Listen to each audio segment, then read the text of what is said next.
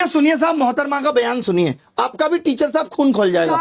Star teacher, YouTube वाले star teacher, YouTube वाले star teacher, जानना ना कौड़ी, कभी ब्लैक बोर्ड लेकर कुछ एक्सप्लेनर बनाते हैं, खाली व्यूज बटोरते हैं, उटपटांग ग्रैब्स लिखते हैं और उसके बाद से अपने आप को इतना महारथी समझने लगते हैं कि कुछ लोग उनको फॉलो करने लगते हैं उनके तमाशे की वजह से, और फिर वो जाकर जहां पर जो आता है वो बोलते हैं और उसके दम पर फिर वो पैसे वसूलते हैं, छात्रों से वसूलते हैं। बिल्कुल तुम्हारी तरह एकदम बात है। ये जो एक्सप्लेनर बनाने वाले यूट्यूबर्स हैं और जो शिक्षक हैं उनमें फर्क है, वो फर्क सबको समझना पड़ेगा।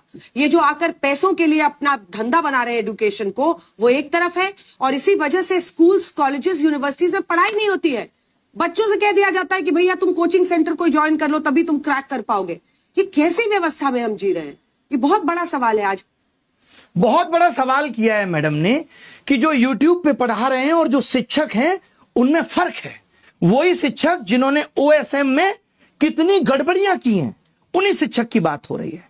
यूट्यूब का टीचर हम जैसे तमाम लोग जिन्होंने लोगों को पढ़ा करके सरकार के अंदर भेजा। सोचिए, वो मैडम कह रही है कि फर्क होता है। फर्क मैडम रियल मीडिया और आपके जैसी चाटुकारी मीडिया में भी होता है।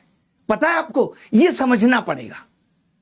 जिस तरीके से आप कह रही ना व्यूज के लिए, आप टीआरपी के लिए किस तरीके से स्टूडियो के अंदर घमासान कराती हैं वो दुनिया ने देखा है कि कोई लॉजिक नहीं, सिर्फ उलूल जुलूल बातें।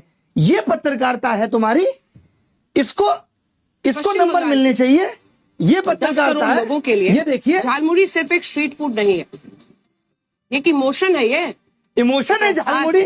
ओए होए, एक जज्बात है। गजब पत्रकारिता करती हैं। गलियों की हम आवाज जैसों है, को रेलवे नालायक की बोलने के हलचल है, बाद गंगा साफ की किनारे की पत्रकारिता ठंडी तो हवा देखिए के साथ घुला हुआ कितनी स्वाद गजब है, है। जिसमें सरसों के तेल की तीखी खुशबू, हाय हाय, सरसों की तेल की तीखी खुशबू, चटपटाहट, उसी की सुंदरता है साहब। एक ऐसी कहानी बनाते हैं जो हर बंगाली के दिल में बस जाती है। जो आपने पोएट्री चिपकाई है ना, कसम से मजा आ गया। सोचिए कैसे कैसे मीम बन रहे हैं तुम लोगों पे।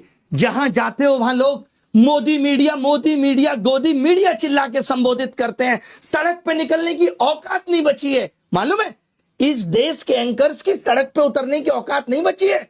अब इनका जीवन स्टूडियो तक सीमित है। लोग गिरेबान पकड़ के पूछ लेंगे कि क्या कर रहे हो। आपको तो चौथा स्तंभ कहा जाता था। पिछले साल रैंकिंग 153 थी, इस साल 157 है, और वो यूट्यूब के एजुकेटर्स पे सवाल उठा रहे हैं। तुमने क्या किया भाई? कभी प्रधानमंत्री से तुम सवाल पूछ पाए? 56 इंच सीने के सामने तुम्हारा सीना तो आधा इंच का भी नहीं रहा।